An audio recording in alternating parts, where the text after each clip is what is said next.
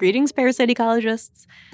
So now that we know the basics about Toxoplasma, let's talk about the pathology of toxoplasmosis in humans who are infected with this protozoan parasite. When you are infected by toxo, whether that be through exposure to oocysts in cat feces or by consuming undercooked meat with Toxoplasma bradyzoites, the effect is the same. Most people tend to get flu-like symptoms upon their first infection, and they'll also experience some swelling of the lymph glands. But other than that, not much in terms of pathology. And that's because the infection is self-limiting. The host immune defenses suppress the reproduction of the parasite. So the parasite gets in there, reproduces a little bit, but then the human immune system puts a cap on that and prevents toxo from reproducing further. And that results in a relatively low pathology. There are two exceptions here. Toxo is very dangerous for people who are immunocompromised and for pregnant people and the fetuses they carry. Let's talk first about the immunocompromised. People, for example, who have AIDS, or people who are on immune-suppressing drugs, like the ones you might go on after an organ transplant. They can have really severe toxoplasmosis because their immune system can't put a cap on the replication of the parasite. And toxoplasmosis in those individuals can therefore be very severe. Now let's talk about pregnant people. Toxo is really dangerous for a person who's pregnant and has never before been exposed to toxo.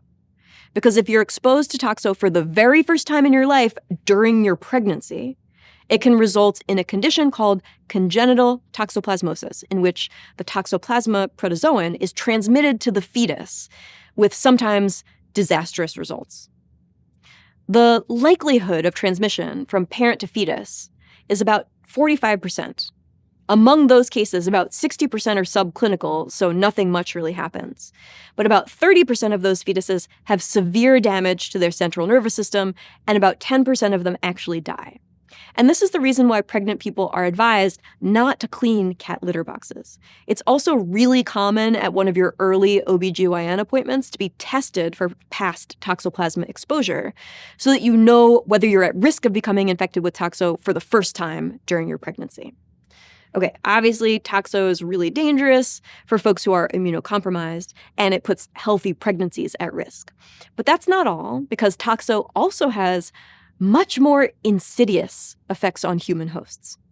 For a long time, folks have suspected that Toxoplasma may change human personality, influence human behavior, make people behave differently than they would in the absence of the parasite.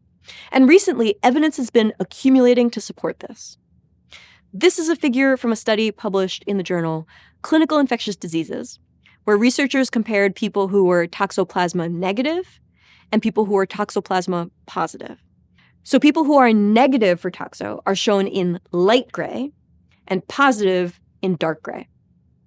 Impairment is on the y-axis, so values that are higher up on that y-axis indicate greater impairment. And the things that were compared here are a whole bunch of different psychological tasks. There's a global functioning task, recall, executive functioning, learning, working memory, verbal skills, motor skills, and the speed of information processing. These are all things that folks have hypothesized might be affected by Toxoplasma infection.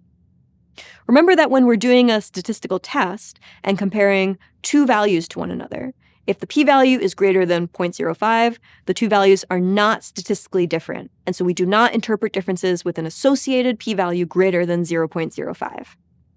You'll see that the first two psychological tasks on this plot have p-values less than 0.05. The remaining are greater than 0.05.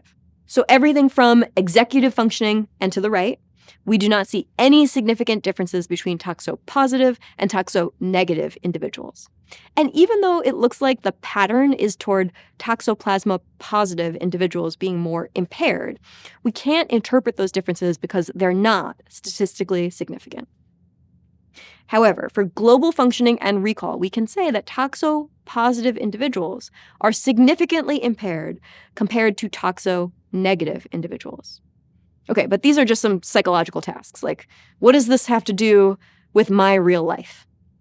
Well, there are a couple of other studies that suggest that Toxoplasma infection doesn't just affect your performance on psychological tests, but actually affects the course of your life. Jaroslav Fleger showed that people who are infected with toxo have slower reaction times, and as a result, they seem to be 3 times as likely to be involved in a traffic or a work accident. Similarly, another group of researchers showed that people infected with toxo have an elevated risk of overdose, suicide, failing to wear a helmet, and on top of all of that, they also engage in higher alcohol consumption. Okay, being infected with toxo might make you less risk-averse, and a lot of people are infected, but that's not all. We're going to pause here so you can take all of this in, and next time I will get into the even more astounding impacts of toxo on human behavior. I'll see you in the next video.